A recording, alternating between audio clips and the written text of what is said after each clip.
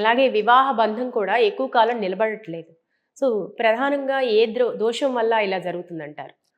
అలా నిన్ననో మొన్ననో నేను ఒక వీడియో చూసిన. ఆయన ఈ మన ప్రవచనకారుడు, ఆయన ప్రవచనాలు చెప్తూ ఉంటారు.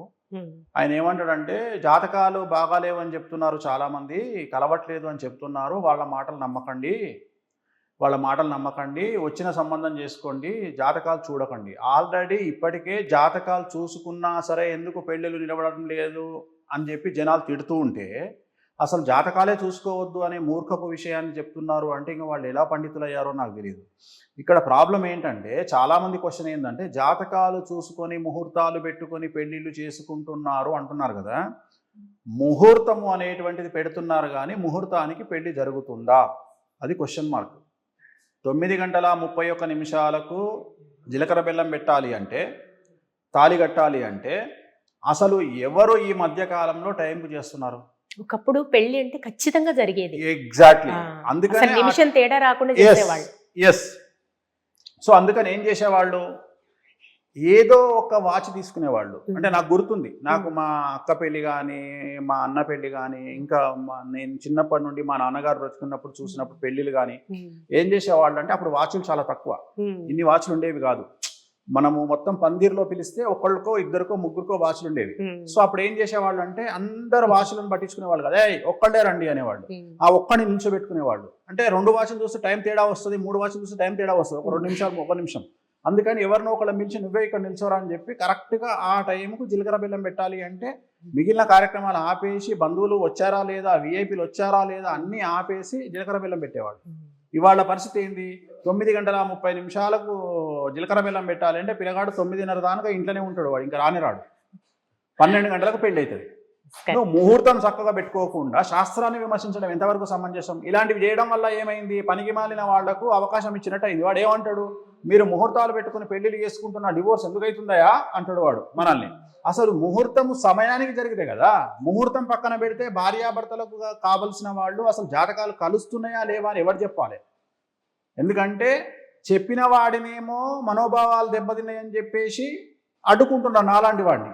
చెప్పని వాడు ఎలాగో చెప్పి చావడు, వాడు ఎలాగో చెప్పడు, ఎందుకంటే వాడికి ధైర్యం లేకనో శాస్త్రం తెలియకనో వాడు చెప్పడు.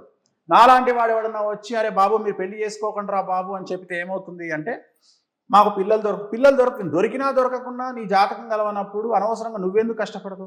4 రోజులు వెయిట్ చేయి. ఇప్పుడు 4 పెళ్ళిళ్ళు చేసుకొని విడిపోయే కంటే పెళ్లి చేసుకోకుండా బ్రతకడం బెటర్ కదా. ఒకవైపు అమ్మాయి బాధ, అమ్మాయి తరపు తల్లిదండ్రులు బాధ, నువ్వు బాధ, నీ తల్లిదండ్రులు బాధ. సో జాతకాలు సరిగ్గా కలిసాయా లేదో చూసుకోకుండా ముహూర్తం మంచిది పెట్టుకుంటే లాభం ఏంది? నా క్వశ్చన్ అది. మీరు ప్రవచనకర్త అంటే ఇంకో మాట గుర్తొస్తుంది. ఈ మధ్య ఒక పాపులర్ ప్రవచనకర్త ఏమన్నారంటే, జ్యోతిష్యం అనేది సూర్యగ్రహణాలు, చంద్రగ్రహణాలు ఇలా సమిష్టిగా చెప్పడానికి కరెక్ట్ కాదు. ఆయన గురించే నేను మాట్లాడింది. సమిష్టిగా చెప్పడానికి, కానీ వ్యక్తిగతంగా కాదు. ఆయన స్టాండింగ్ సిట్టింగ్ కమెడియన్. అంటే వ్యక్తిగతంగా జాతకాలు చెప్పడానికి, అసలు వ్యక్తిగతంగా జాతకాలు తప్పు, అసలు జాతకాలు వర్కౌట్ అవ్వవు, అది కరెక్ట్ కాదు అనేది అలా చేసేసారు జ్యోతిష్యులందరూ. జ్యోతిష్యులు చేయలే, ఆయన చేసిండు. ఏమైతుందంటే, అంటే అందుకే మీరు యాజ్ ఏ ఆస్ట్రాలజర్ గా మీరు ఏమంటారు? అదే చెప్తున్నామ్మా. ఇప్పుడు స్టాండప్ కామెడీ ఐడియా ఉంది కదా, నిలబడి కూర్చుంటే నిలబడి కామెడియన్ నిలబడి చెబుతూ ఉంటే కూర్చొని వినేవాళ్ళు జనాలు ఇప్పుడు వింటున్నారు, దాన్ని స్టాండప్ కామెడీ అంటారు. ఈయన ఏంది అంటే, కూర్చొని ఈయన కామెడీ చేస్తుంటే జనాలు కూర్చొని ఎంజాయ్ చేస్తారు. అష్టావధానంలో నాకు గుర్తులేదు, 5 విదూషకుడు 6 పృచ్ఛకుడు రెండిటల్లో ఏదో అంటారు, అతన్ని కమెడియన్ అంటారు. అతను కామెడీ చేస్తుంటాడు. సో ఈయన కూడా ఏంది అంటే, మనకు సబ్జెక్ట్ చెప్పకుండా జనాలు నవ్వుతున్నా కొద్దీ ఎంటర్టైన్ చేస్తూ ఉంటాడు. శాస్త్రాలను దేవుళ్లను విమర్శించే రైట్స్ ఎవరిచ్చారు? మన కూడా నారాయణుని దరిద్ర నారాయణుడు అన్నాడు. దరిద్ర నారాయణుడు ఆ పదాన్ని వాడడం ఏది, నారాయణుని ఈయన దరిద్రుడు అన్నాడు. సో చాలా జరుగుతాయి. సో అలాంటి మేము విద్వత్తు ఉన్న వాళ్ళము, మాకు నాలెడ్జ్ ఉంది అని చెప్పుకునే వాళ్ళు వాళ్ళే ఆలోచించుకోవాలి. ఇప్పటికే హిందూ మతంలో సరిగా లేక తన్నుకదస్తున్న సందర్భంలో శాస్త్రాలను గ్రంథాలను విమర్శించడం వల్ల అల్టిమేట్గా నష్టపోయేది హిందువులే. అది హిందువులు గమనిస్తే మంచిది. హిందువులకే నష్టం తప్ప వేరే వాళ్ళకేం నష్టం లేదు. హిందువుల ముసుగులో హిందువుల పేరుతో జరిగేటువంటి ఒక ఒక భయంకరమైన క్రీడ ఇది. అంటే జనాలు నవ్వుతున్నారు కదా అని చెప్పేసి మనల్ని మనం విమర్శించుకోవద్దు కదా. అంటే ఇంకోటి దానాల విషయంలో కూడా కింద మినుములు దానం ఇచ్చేస్తే పైన గ్రహం మారిపోతుందా, కొద్దిగా లాజికల్ గా ఆలోచించాలి కదా అనే కామెంట్ కూడా చేశారు ఆయన. మరి ఇప్పుడు విగ్రహాలు ఉన్నాయి, విగ్రహాలకు దేవుడి పేరు మీద పొద్దున్న లేస్తే అభిషేకం చేస్తున్నాము. మరి మనిషికి దేవునికి చేసినట్టేనా అభిషేకం? నమ్మకము. మరి అసలు నువ్వు నిజంగానే మీ నాయన కొట్టినమని గ్యారంటీ ఏముంది? డిఎన్ఏ పేపర్ కావాలి, సన్నాఫాన్ని పెట్టుకోవడానికి రైట్సే లేవు.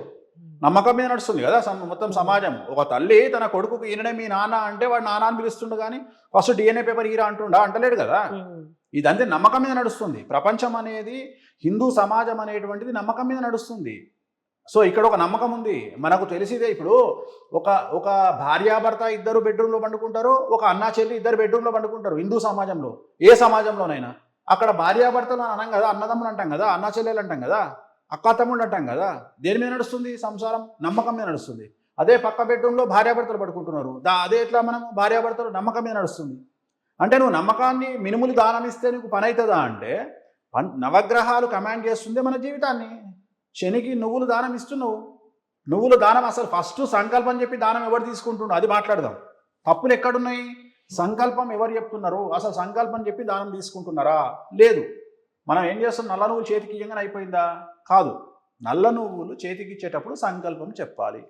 సంకల్పం లేకుండా నల్ల నువ్వులు దానం ఇస్తే లాభం లేదు. రెండవది, నేను అదే చెప్తున్నా, జనాలు నవ్వుతున్నారు కదా అని నోటికి వచ్చినట్టు మాట్లాడుతూ ఇవాళ కాకుండా రేపైనా రెప్యుటేషన్ దెబ్బతింటుంది. ఆ ఫ్లోలో ఎప్పుడో తప్పు చేస్తారు. వాళ్ళ జాతకం బాగా లేనప్పుడు వాళ్లకు గ్రహాలన్నీ గుర్తొస్తాయి.